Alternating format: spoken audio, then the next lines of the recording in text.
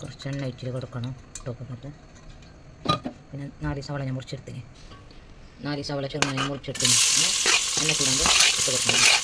ഒരു കഷ്ണം കുറച്ചിട്ടും ഒരു കത്തെണ്ണം വെക്കണം.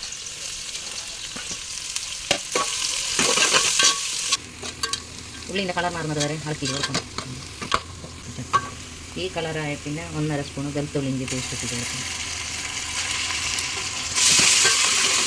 പിന്നെ അതിൻ്റെ കളർ മാറുന്നത് പിന്നെ അതിൻ്റെ മണം മാറുന്നത് വരെ ഇതേമാതിരി ഇളക്കി കൊടുക്കണം. ഇനി കോഴി അരച്ചിട്ട് വെച്ചത് കീമുണ്ടാക്കിയിട്ടെടുത്തിന് അതിനിടാം. ഇതേമാതിരി ഇളക്കി കൊടുക്കണം.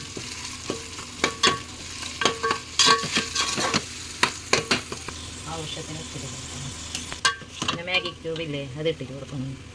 ഉണ്ടെങ്കിൽ ഇട്ടിട്ട് കൊടുത്താൽ മതി.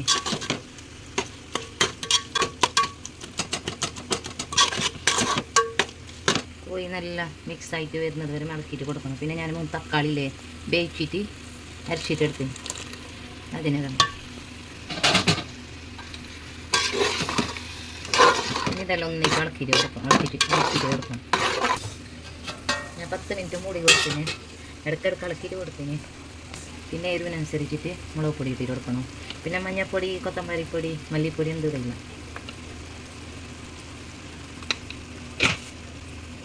പിന്നെ ഇതേമാതിരി ഇളക്കിയിട്ട് കൊടുക്കണം. ഇത് കാശ്മീരി ചുവന്ന മുളക് പൊടി.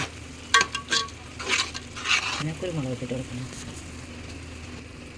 പിന്നെ 1/2 സ്പൂണ് ഗരം മസാല, മഞ്ഞൾപ്പൊടി, കുറച്ച് വെള്ളം ഒഴിച്ചിട്ട് കൊടുക്കണം. പിന്നെ ഒരു 5 മിനിറ്റ് ഞാൻ മൂടി കൊടുക്കണം.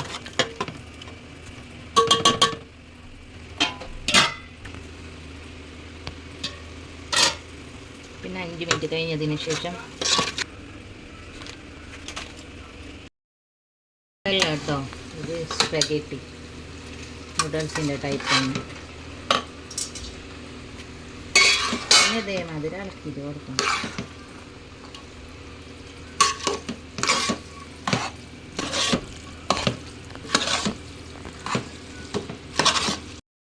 ഇതേമാതിരി നിങ്ങൾ ഒരിക്കൽ മാണിച്ചിട്ടുണ്ടാക്കിയിട്ട് നോക്കി. നല്ല ടേസ്റ്റ് നൂഡിൽസിനകത്ത്. പുതിയതായിട്ട് ആരും കാണുന്നുണ്ടെങ്കിൽ ലൈക്ക് ഷെയർ ആക്കാൻ മറക്കണ്ട.